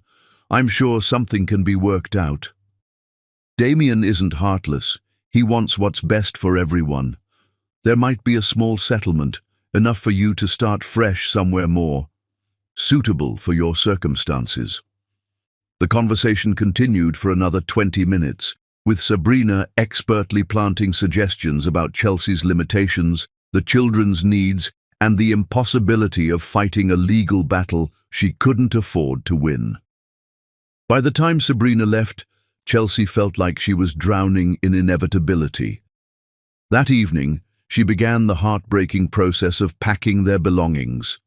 She had called her mother's older sister, the only family member who might help, and learned about the small house that had belonged to her grandmother. A tiny place in a working-class neighborhood that had been sitting empty since her grandmother's death. "You can stay there as long as you need," her aunt had said with the kindness of someone who understood desperation. "It's not much, but it's yours. Your grandmother always said it should go to family who needed it." As Chelsea folded tiny clothes and tried to decide which of their possessions they could take and which they would have to leave behind, she discovered something that changed everything. Hidden behind her grandmother's jewelry box in her mother's old room, she found a manila envelope with her name written in her mother's careful handwriting. Inside were documents, bank statements, and a letter that made her hands shake as she read it. "My dearest Chelsea," the letter began, "if you are reading this, then my worst fears about your marriage have come true. I prayed that Damien's family would eventually accept you, but I suspected they would try to destroy you if they ever found the opportunity." The letter went on to explain that Chelsea's mother had quietly saved money throughout Chelsea's childhood, preparing for the possibility that her daughter might someday need financial independence. She had also kept her grandmother's jewelry, pieces that were worth far more than anyone realized. "The ruby necklace belonged to my grandmother, who survived the Depression by selling jewelry when times were desperate. The pearl earrings are antique, worth enough to give you a fresh start if you ever need one. I hid them because I knew that if Damien's family ever turned against you, they would try to take everything, including anything that might help you survive on your own." Chelsea's hands trembled as she opened the small velvet bags and saw jewelry that looked ordinary but represented hope, security, the possibility of survival with dignity and tact. "My darling daughter, if the worst happens, remember this. You are stronger than you know, more talented than they will ever admit, and more worthy of love than anyone who tries to destroy you deserves to understand. Take care of those beautiful children. Build a life that makes you proud, and never let anyone convince you that you were not enough. You were always enough. They were just too small to see it." The letter was dated 3 months before her mother's death, written by a woman who had apparently seen the future with devastating clarity. Chelsea sat in her childhood bedroom, holding her sleeping daughter while her sons played quietly nearby, and felt something she hadn't experienced in months. Hope. Not the naive hope of someone who believed in fairy tale endings, but the fierce hope of a woman who had just discovered she had the tools to build her own future. Tomorrow, she would begin the fight of her life, not to save her marriage, which was already dead, but to save herself and her children from the people who thought they could erase her from existence. Chapter 8. Rising Phoenix. 20 years later, Chelsea Gray stood in her penthouse office, overlooking the city that had once rejected her, knowing that every person who had tried to destroy her was about to witness the most beautiful revenge of all, her absolute triumph. The magazine cover lay spread across her mahogany desk like a declaration of war won. Chelsea Gray, from struggling artist to fashion empire queen. The photograph showed her at 46, poised and powerful in a stunning emerald suit that complemented eyes that had learned to see opportunity where others saw impossibility. Beside her, a timeline chronicled 2 decades of building something extraordinary from nothing. Mrs. Gray, her assistant's voice came through the intercom with barely contained excitement. Forbes is on line 3. They want to discuss featuring you on their cover for the Most Powerful Women issue. Chelsea smiled as she looked out her floor-to-ceiling windows at the city sprawling below her. Somewhere out there, in boardrooms and country clubs, people who had once dismissed her as a nobody from nowhere were reading about her success and choking on their own arrogance. "Tell them I'll call back in an hour," she replied, her voice carrying the quiet confidence that had become her trademark. "I want to finish reviewing the fall collection first." The past 20 years had transformed her from a desperate single mother into one of the most powerful women in fashion, but the journey had been paved with struggles that would have broken weaker spirits. Those first months after leaving Damien's mansion had been a masterclass in survival. The small house her great-aunt had provided was a far cry from the luxury she had known. 2 bedrooms, 1 bathroom, a kitchen that barely fit a table for 4. But it had been theirs, a sanctuary, and for the first time in months, Chelsea had been able to breathe without Sabrina's poison filling her lungs. Selling her mother's jewelry had provided enough money to hire a decent lawyer and establish basic security for the children. The ruby necklace alone had been worth more than her mother had indicated, enough to fund the legal battle that would ensure she kept primary custody of Chris, Derek, and baby Kalia. Damien's family had fought her with every weapon in their arsenal, painting her as an unfit mother, a gold digger, a woman too unstable to raise hardened children properly. But Chelsea had learned something crucial during those early court battles. She was far stronger than anyone had ever given her credit for. "Your Honor," she had said during one particularly brutal hearing, holding 6-month-old Kalia while Chris and Derek sat bravely in the gallery. "These people claim I married for money, but they're trying to take my children from me. If I had been after wealth, wouldn't I fight to stay married rather than raise 3 children alone? The only thing I've ever wanted is to love and protect my family." The judge had seen through the Harden family's character assassination, awarding Chelsea primary custody with reasonable visitation rights for Damien, rights he had rarely exercised once the legal battle ended and Sabrina had claimed her prize. Starting her clothing business had been born from necessity and desperation. With 3 young children and limited resources, Chelsea needed work that could be done from home, using skills she actually possessed. She began by designing and sewing simple children's clothes, selling them at local markets and craft fairs. She remembered her first sale, a young mother who had lovingly stroked the soft fabric of a tiny dress she'd made, her eyes lighting up. The $10 she earned felt more valuable than any diamond Damien had ever given her. Her artistic eye, combined with practical experience dressing her own children, resulted in pieces that were both beautiful and functional. Clothes that looked expensive, but were affordable for working mothers who wanted their children to look special. "Mama, why do you work so much?" 7-year-old Chris had asked one evening, finding her at the kitchen table, surrounded by fabric scraps, designing patterns while Derek slept and baby Kalia napped in her bouncy seat. "Because we're building something amazing," Chelsea had replied, pulling him onto her lap to show him her sketches. "Someday, children all over the world will wear clothes that Mama designed. Isn't that exciting? Will we be rich like Daddy?" The question had broken her heart, but she answered honestly, "We'll be something better than rich, sweetheart. We'll be proud of what we built together." The business had grown slowly but steadily. Her designs caught the attention of a boutique owner who placed a small order, then a larger one, then introduced her to other retailers who were looking for something fresh and authentic in children's fashion. By the time Kalia was walking, Chelsea Gray Designs had expanded into women's clothing, drawing inspiration from her own experiences as a working woman mother who needed to look professional on a tight budget. Her pieces were elegant but practical, sophisticated but accessible, exactly what real women needed. The breakthrough had come during Kalia's 3rd birthday party. A guest had admired Chelsea's dress so much that she asked who the designer was. When Chelsea admitted she had made it herself, the woman, who turned out to be a fashion buyer for a major department store chain, had asked to see more of her work. Chelsea remembered spreading her sketches out on her small living room floor, her heart pounding, as the buyer examined each one with a critical eye.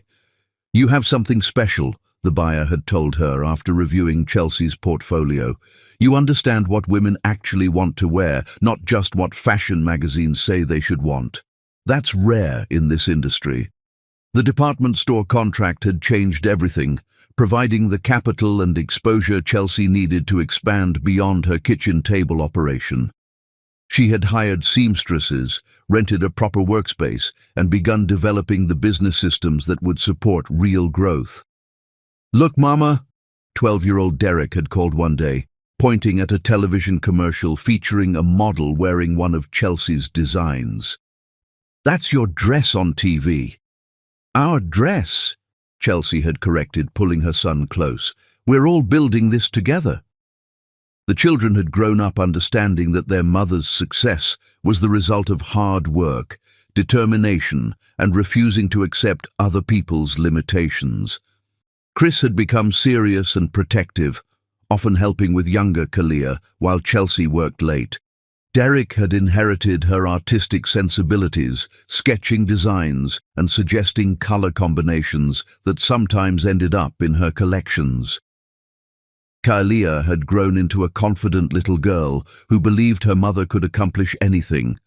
By the time Kalia started school, Chelsea Gray Designs had become a nationally recognized brand. Chelsea herself had evolved from a desperate divorcee into a confident businesswoman who commanded respect in boardrooms and admiration from competitors. She had appeared on magazine covers, been featured in documentaries about women entrepreneurs, and spoken at conferences about building businesses from nothing. But the achievement that meant the most was simpler. She had raised 3 children who were proud of their mother and unashamed of their story. "Mrs. Gray," her assistant announced, "your children are here for lunch." Chelsea's face lit up as Chris, Derek and Kalia entered her office, no longer the frightened children who had left the Harden mansion 20 years ago, but confident adults who had grown up watching their mother build an empire through sheer determination. Chris, now 24, had followed his interest in business and served as Chelsea Gray Designs' chief operating officer. Derek, 22, had become the company's creative director, his artistic vision helping to keep the brand fresh and innovative. And Kalia, 20 years old and in college, spent her summers interning at the company that bore her mother's name. "Ready to celebrate?" Chris asked, embracing his mother with the same protective affection he had shown since childhood. "What are we celebrating today?" Chelsea laughed. "Besides the Forbes article, the Wall Street Journal feature, and the fact that you're about to open your 15th flagship store? Derek grinned. How about celebrating that you proved every single person who said you'd never amount to anything completely wrong? Or, Kalia added with a mischievous smile, we could celebrate the fact that tomorrow's newspaper is going to feature a very different kind of article about the Harden family. Chelsea raised an eyebrow. What kind of article? Let's just say, Chris said with satisfaction, that karma has finally caught up with some people who thought they were untouchable. Apparently, trusting Sabrina Harden with business decisions wasn't the wisest choice Damien ever made.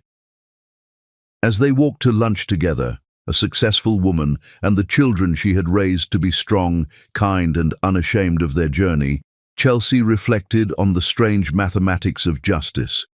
She had lost a marriage, a mansion, and a life of luxury, but she had gained something infinitely more valuable, the knowledge that she could survive anything and build something beautiful from the wreckage. Tomorrow would bring news that would complete the circle that had begun 20 years ago with divorce papers and a broken heart.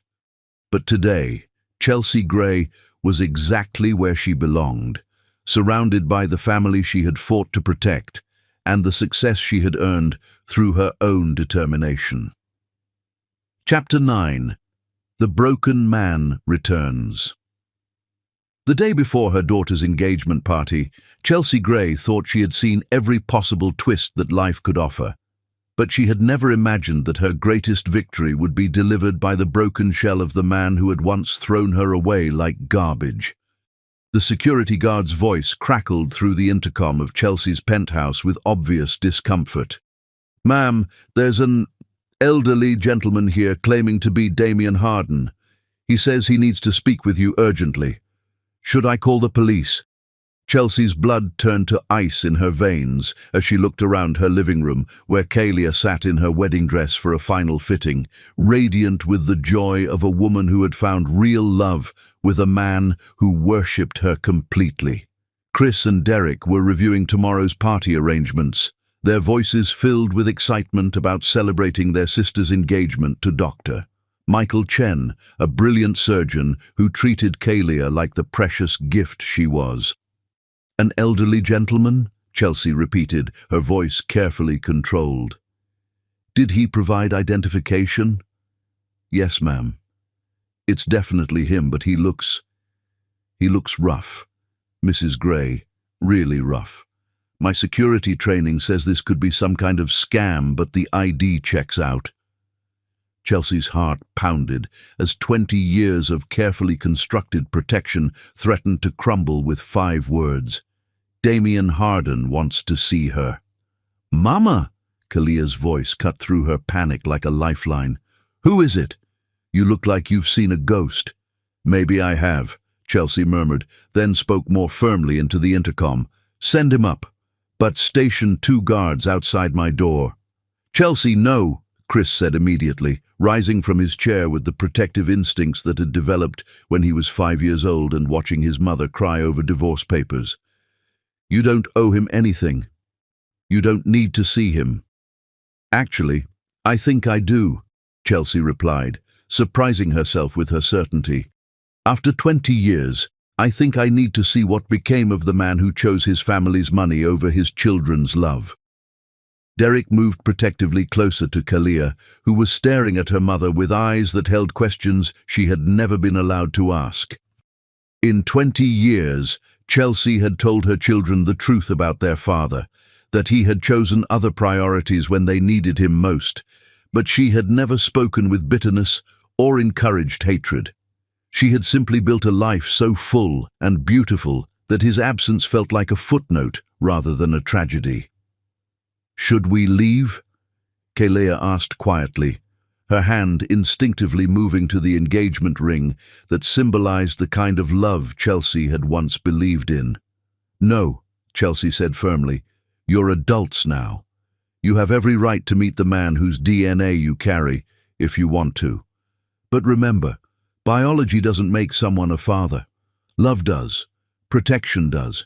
being present for every scraped knee and nightmare and triumph does.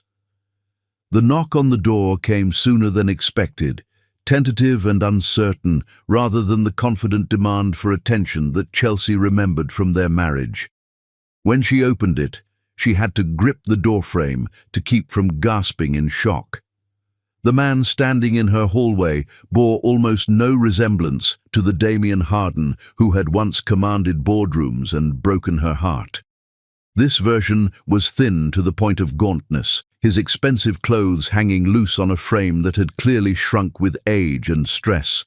His hair was completely grey and thinning. His face was etched with lines that spoke of years of worry and regret, and his eyes, those beautiful brown eyes she had once loved, were hollow with defeat. He looked far older than his 51 years, as if life had been extracting payment for his choices with compound interest. "Hello, Chelsea," he said quietly, his voice rough with disuse and emotion. "Thank you for agreeing to see me." "Damien," she replied neutrally, stepping back to allow him into the home she had built through her own efforts. "Please, come in." As he entered her penthouse, Chelsea watched him take in the evidence of her success. The original artwork on the walls, the floor-to-ceiling windows with views of the city, the elegant furniture that spoke of wealth earned rather than inherited. His eyes lingered on the family photos that chronicled 20 years of achievements, celebrations, and love that had flourished in his absence. "My God," he whispered, stopping in front of a photograph showing Chelsea receiving a Businesswoman of the Year award, while Chris, Derek, and Kalea applauded from the audience. "Look what you built. Look what you became." "What we became," Chelsea corrected, noting how he seemed to shrink even smaller in the presence of the children he had abandoned. "We built this together." Chris stood with his arms crossed, every inch of his 6-foot frame radiating protective tension. "So you're our father," he said without warmth, "the one who couldn't be bothered to show up for birthdays, graduations, or any of the moments that actually mattered." Derek's artistic sensitivity made him more diplomatic, but no less pointed. "We turned out fine without you. Better than fine, actually." And Kalea, the daughter whose birth Damien had missed for a business call, simply stared at him with the detached curiosity she might show toward an exhibit in a museum. Interesting, but ultimately irrelevant to her actual life. "I know," Damien said, his voice breaking slightly. "I know I have no right to be here, no right to ask anything of any of you, but I had to see you. I had to tell you how sorry I am, and how proud I am of what you've accomplished." "Sorry?" Chris's voice could have cut glass. "You're sorry? You destroyed our mother, abandoned your children, and chose that woman over your family, and now you show up 20 years later with sorry?" "Chris," Chelsea said quietly, placing a gentle hand on her son's arm, "let him speak. Let him say whatever he came here to say." Damien's eyes filled with tears as he looked at each of his children in turn. The son who had grown into the man Damien had never been, the son whose artistic soul had flourished under his mother's nurturing, and the daughter who had become everything beautiful without ever knowing her father's voice. "Sabrina destroyed me," he said simply, the words falling into the silence like stones into still water. "Everything I chose her over, my family, my integrity, my soul, she took it all and threw it away when she was done with me." "What happened?" Derek asked, his artistic empathy making him curious despite his anger. Damien sat heavily in the chair Chelsea indicated, looking like a man who hadn't been invited to sit comfortably in a long time. "She spent 15 years systematically draining every account, selling every asset, alienating every business relationship I had. When there was nothing left to take, she disappeared with her actual lover, a man she'd been seeing the entire time she lived in our house." "Our house," Kalea corrected sharply. "The house you threw us out of." "Yes," Damien acknowledged, accepting the correction like a blow he deserved. The house I threw my family out of to make room for the woman who was planning to rob me blind. The house that's now owned by creditors, along with everything else I once had. And your family? Chelsea asked. The family that was so important they were worth destroying your marriage for? Damien's laugh was bitter and broken. They disowned me the moment my money was gone. Turns out their love was as conditional as I made mine. Patricia, Richard, James, none of them return my calls. I'm an embarrassment they'd rather forget existed. The room fell silent, except for the sound of Damien's labored breathing and the distant hum of the city below.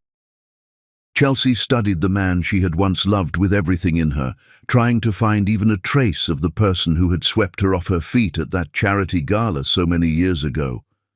"Why are you here, Damien?" she asked finally. "What do you want from us?" "I don't want anything," he said, his voice barely above a whisper. "I'm dying, Chelsea. Cancer. The doctors say I have maybe 6 months, probably less.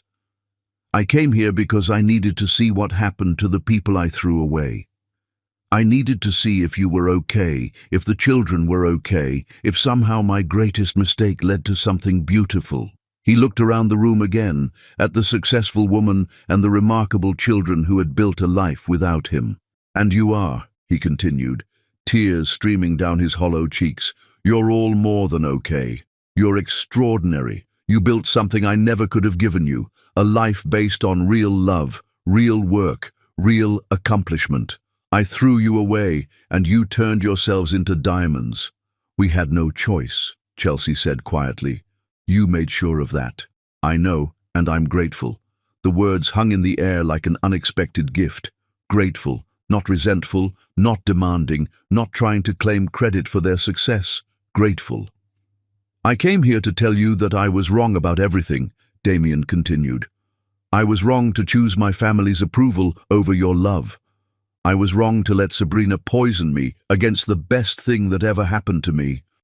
I was wrong to miss Kaylea's birth, to abandon Chris and Derek, to throw away a marriage that was perfect before I let other people tell me it wasn't good enough." He stood slowly, moving like a man in physical as well as emotional pain. "I don't expect forgiveness. I don't deserve it.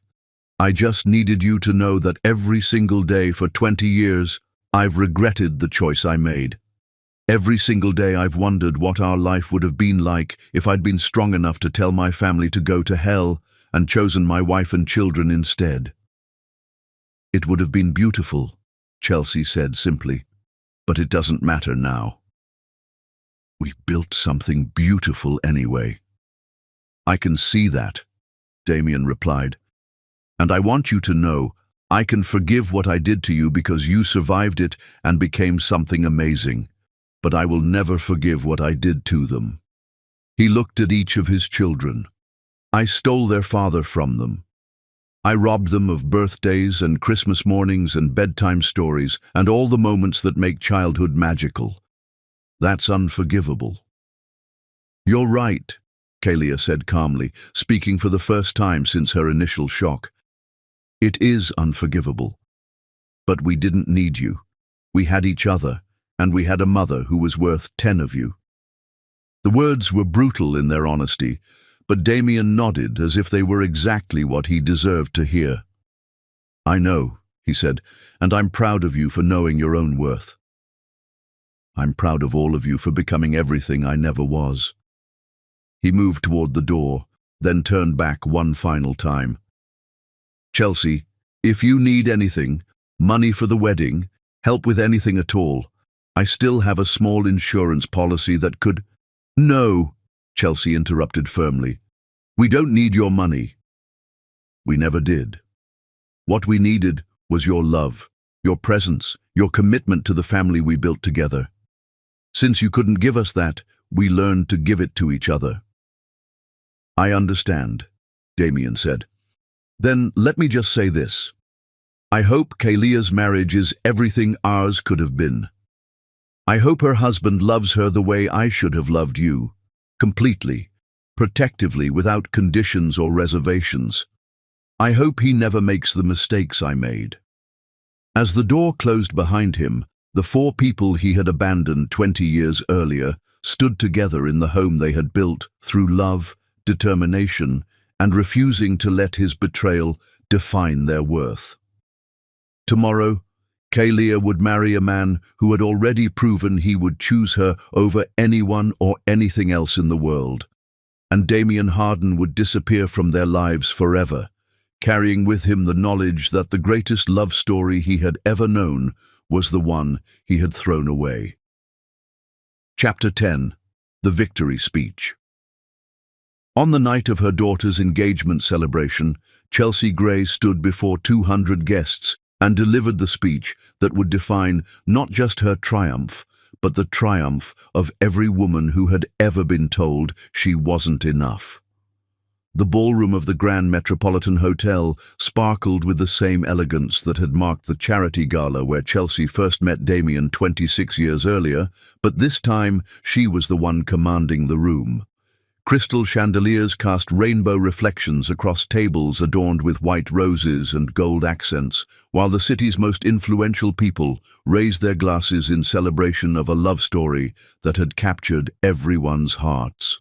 Dr. Michael Chen held Kalea's hand with the reverence of a man who understood he was holding something precious beyond measure.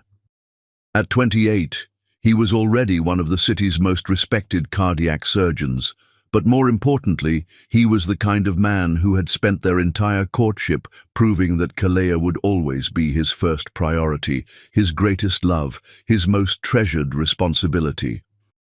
"Ladies and gentlemen," the master of ceremonies announced, "please welcome the mother of our beautiful bride-to-be, businesswoman of the year, and founder of Chelsea Gray Designs, Mrs. Chelsea Gray." The applause was thunderous as Chelsea rose from her seat at the head table, resplendent in a midnight blue gown that she had designed herself, elegant, powerful, and absolutely unforgettable. But as she approached the microphone, her eyes caught sight of a figure sitting alone at a table in the very back of the ballroom. Damien had come. Despite everything that had transpired the day before, despite her clear dismissal, despite having no invitation or right to be there, he sat hunched in the shadows like a ghost, haunting the celebration of the family he had thrown away.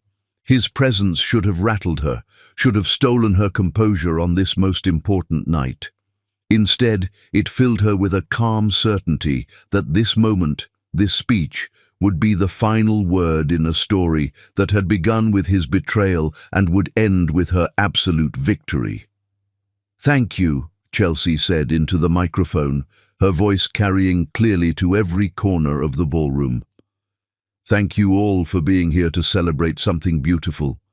The engagement of my daughter Kalia to a man who loves her exactly the way she deserves to be loved."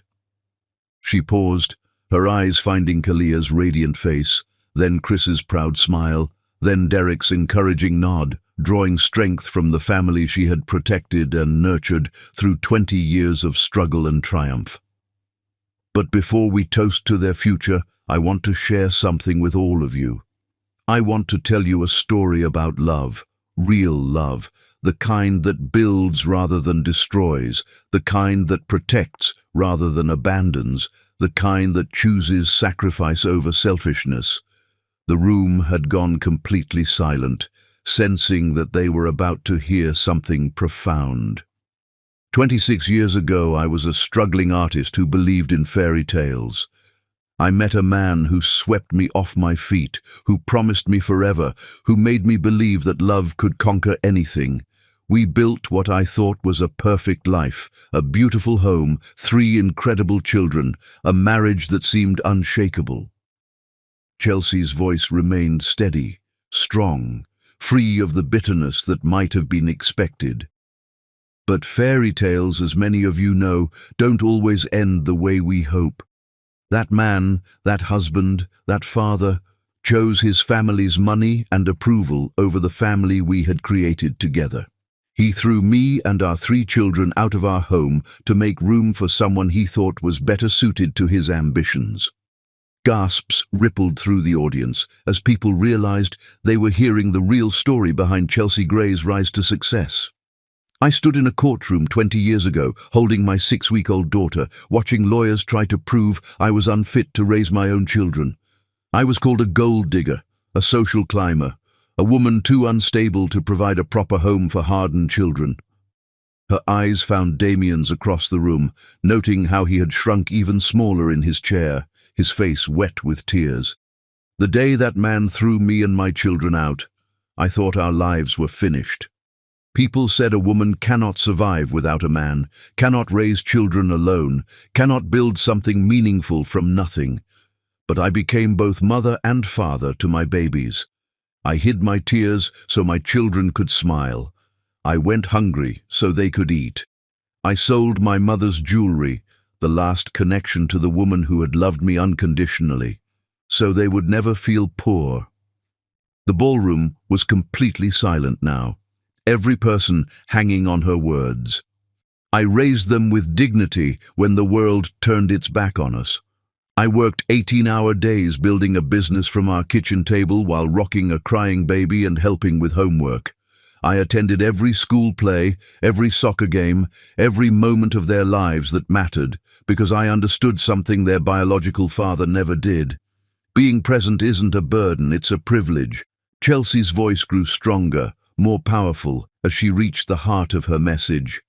And today, when I see my children standing tall, honorable and strong, I know my pain was not wasted. That man thought he destroyed me, but he only gave birth to my strength. He thought he ended my life, but he gave me a new beginning. From nothing, from less than nothing, I built a life, a name, a future, and a business that employs hundreds of people and serves millions of women who needed someone to understand their struggles.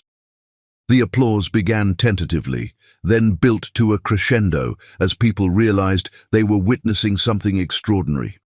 I can forgive what he did to me, Chelsea continued, her voice cutting through the applause, but I will never forgive what he did to my children.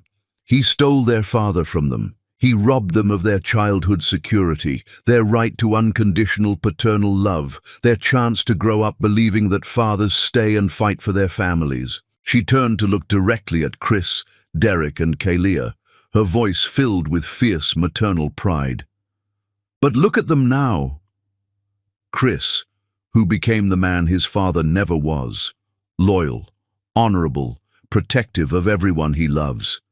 Derek, whose artistic soul flourished because I taught him that creativity is strength, not weakness. And Kalia, my precious daughter, who grew up knowing that a woman's worth isn't determined by the man who chooses her, but by the strength she carries within herself. The emotion in the room was palpable as people wiped away tears and realized they were witnessing the conclusion of an epic story of survival and triumph. And to my daughter, as I see you ready to begin your new journey with Michael, my only wish is that your husband will give you the love, the respect, the devotion, and the absolute commitment you deserve.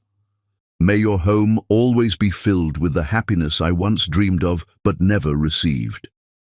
May you never doubt, even for a moment, that you are his first priority, his greatest joy, his most precious responsibility. Michael Chen stepped forward and took Kalea's hand, his eyes bright with unshed tears as he nodded his promise to the woman who had raised the love of his life.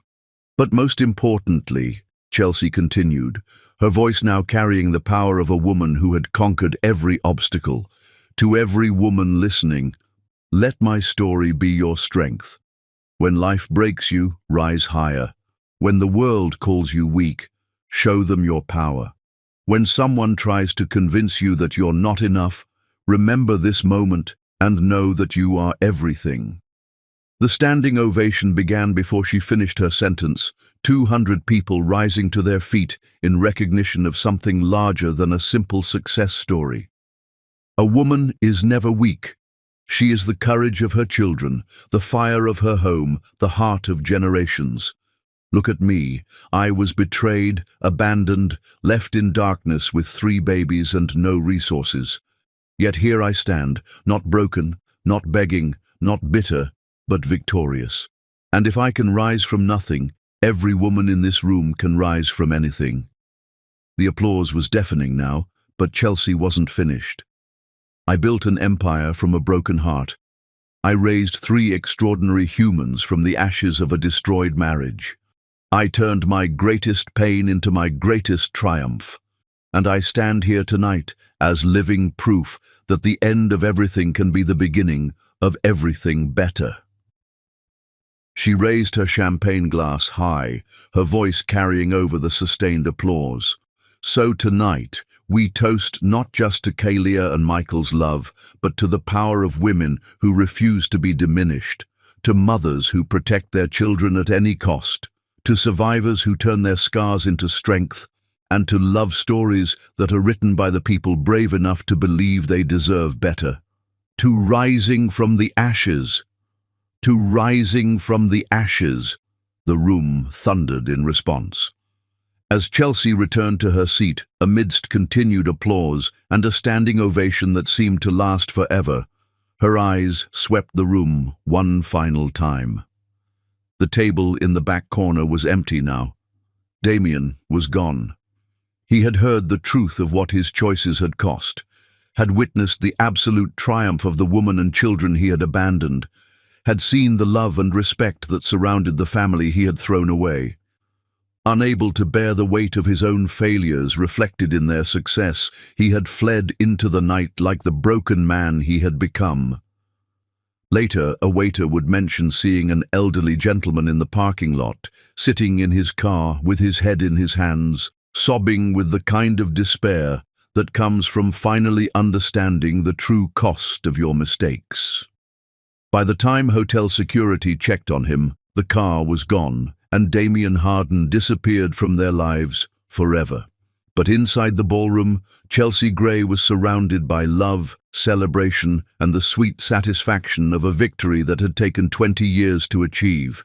She had not just survived, she had triumphantly, spectacularly, absolutely won. Her children embraced her.